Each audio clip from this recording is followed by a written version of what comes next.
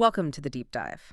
Today we're digging into a stack of sources that really break down what it takes to, well, not just survive, but thrive in one of the toughest environments out there, the professional poker lifestyle. Yeah, it's definitely a world where peak performance isn't just nice to have.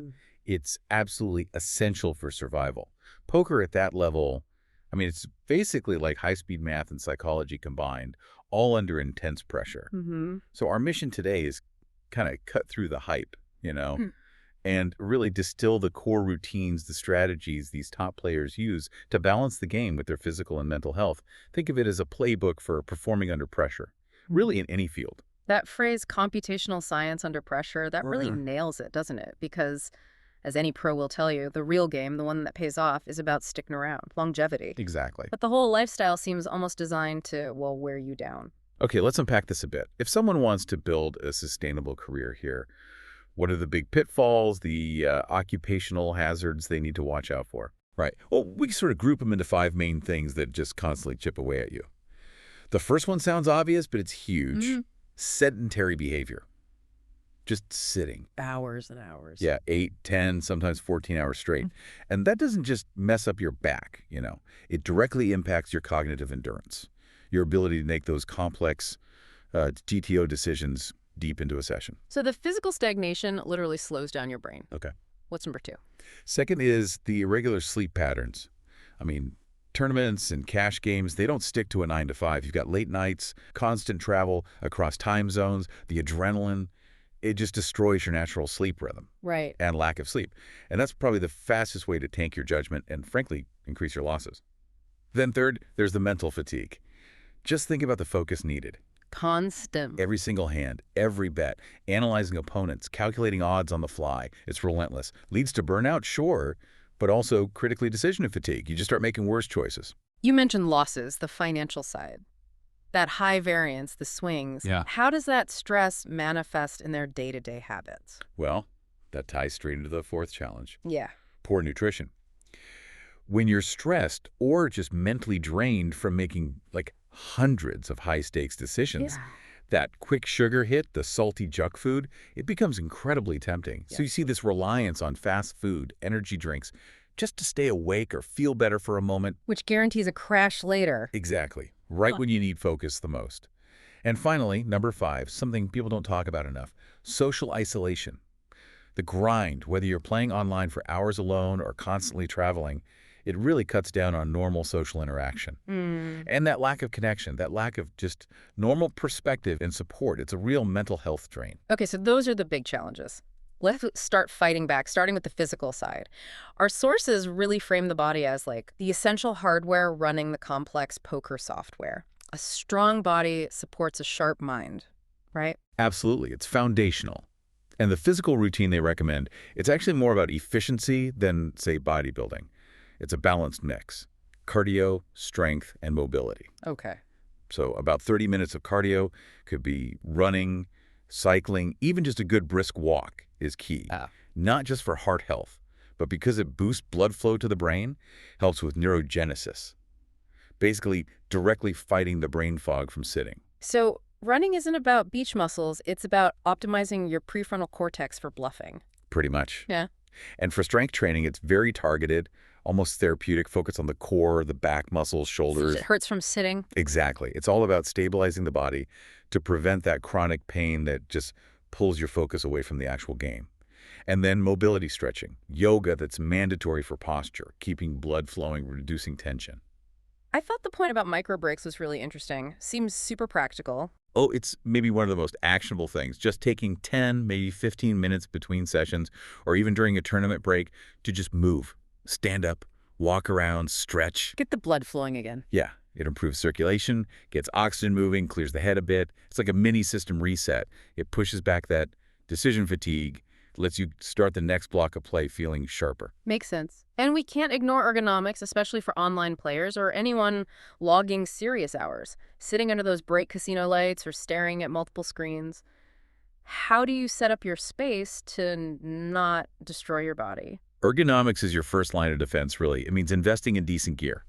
A good chair with proper lumbar support is non-negotiable. getting your monitor height right so you're not craning your neck. Little things, too. Yeah, small adjustments matter, like a footrest to help keep your spine aligned.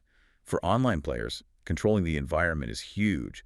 Managing screen brightness, maybe using blue light filters, even noise reduction. Interesting. So controlling noise helps prepare for the chaos of a live game. Kind of, yeah. It's about minimizing all that external friction, all those little physical annoyances, so you can dedicate literally all your cognitive bandwidth to the game itself. Okay, so we've got the physical hardware sorted. Okay. Let's move to the mental software. Poker is just fundamentally a mental battle, isn't it? Against yourself, against fatigue, against those huge emotional swings, especially with the variance, the luck factor. This is really where the top players earn their money. They treat their emotional state like a bankroll, something to be managed carefully. Things like mindfulness, meditation, even just 10 minutes a day. Not just woo-woo stuff. Not at all. It's seen as tactical training. The goal is to build this sort of internal stability, right?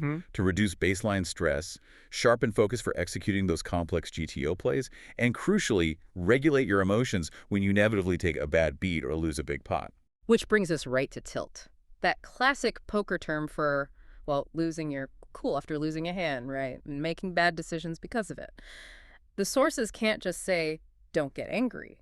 What are the actual practical ways to recover when you feel that tilt kicking in? Yeah, you can't just wish it away. You have to actively interrupt the physiological response that's happening.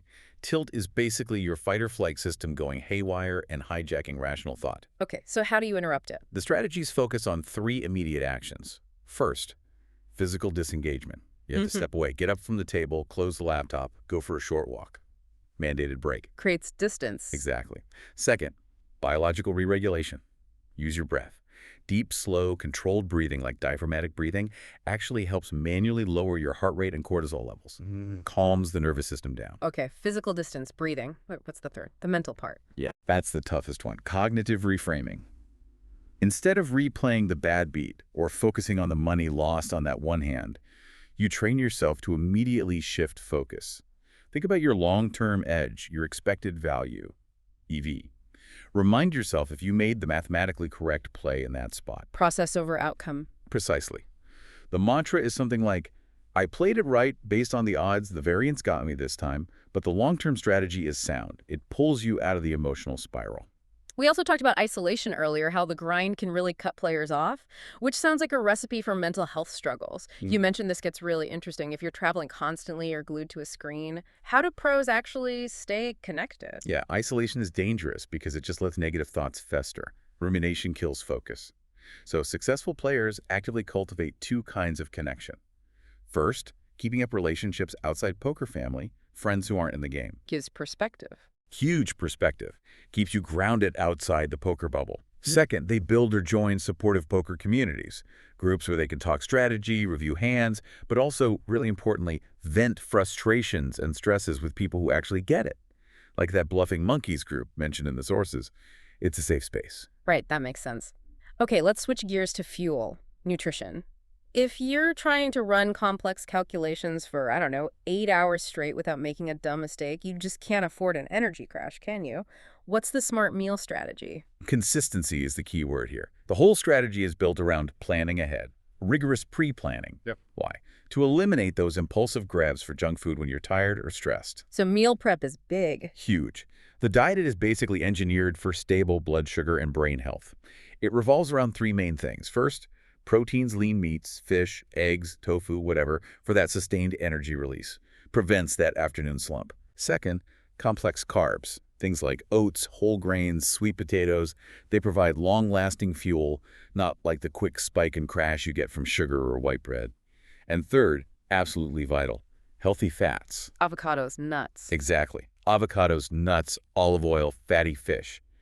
These are critical for brain function, supporting nerve health, basically keeping the cognitive machinery well-oiled.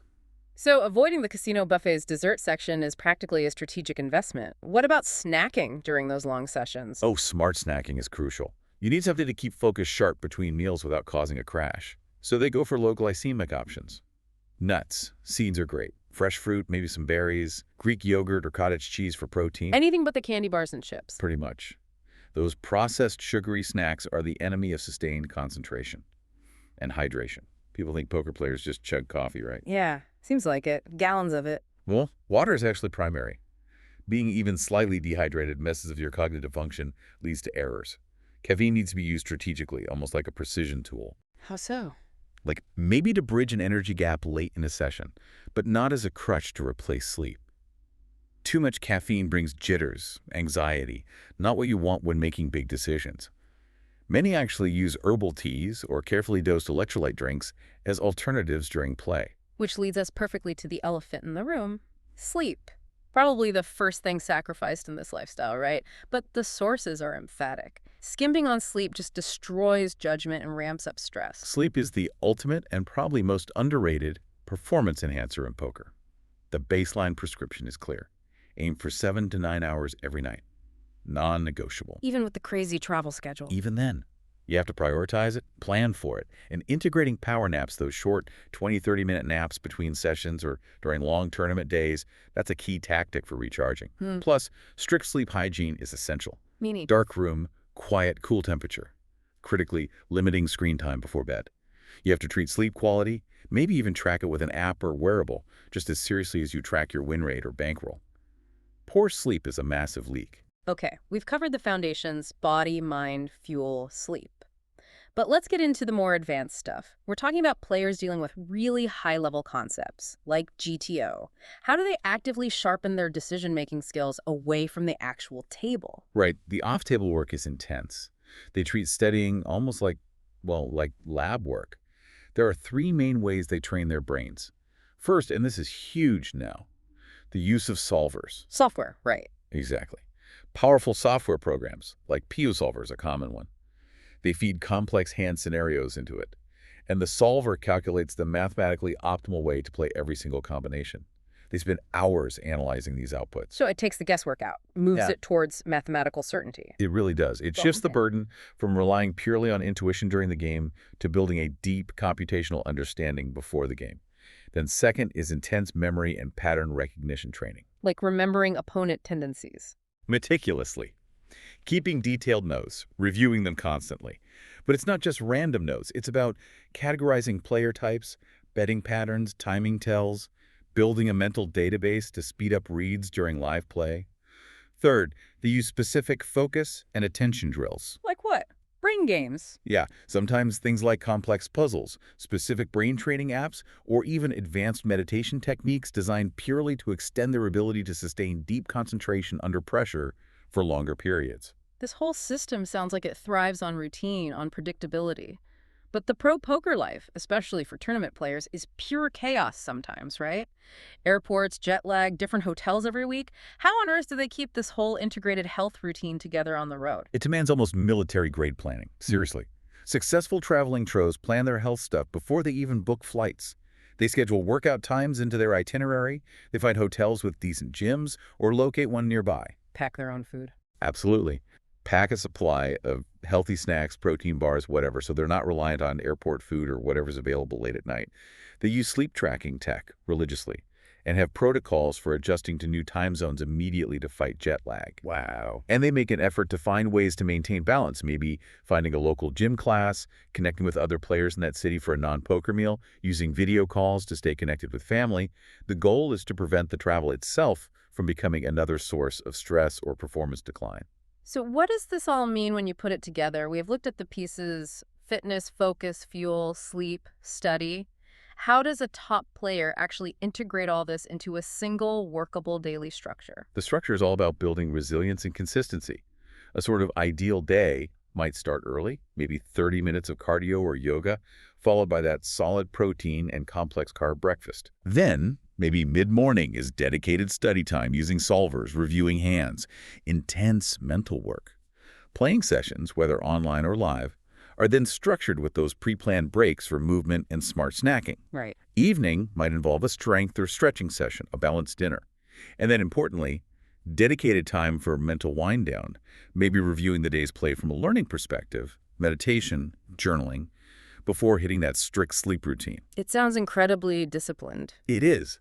The integration ensures that pretty much every part of the day, even time away from the poker table, is geared towards maximizing long-term expected value, not just financially, but but physically and mentally too. Well, this has been a fascinating deep dive. It really hammers home that central idea. Taking care of your health, the fitness, the mental game, the nutrition, the sleep. It isn't some kind of sacrifice or distraction from playing poker well. It is playing poker well for the long run. Absolutely. It's the ultimate performance enhancement strategy. And it's important to remember, you don't have to figure it all out alone. The support systems are out there, communities like the one we mentioned, coaches, and all the tech nowadays. The apps and trackers. Exactly. Fitness trackers, nutrition planners, sleep monitors. Leveraging that tech can really help build and maintain the consistency that this kind of disciplined lifestyle demands. So connecting this back to everyone listening, it really raises a compelling question, doesn't it? I think so. If these incredibly structured habits, like things like optimizing your workspace ergonomically, doing computational drills to sharpen decision-making, meticulously planning meals and tracking sleep, if these are essential for success in a game where one bad judgment call can cost thousands, then how much more impact could adopting just one of these discipline techniques have on navigating the pressures and demands in your own job, your own field? Something to think about. Maybe start by finding your micro break this week.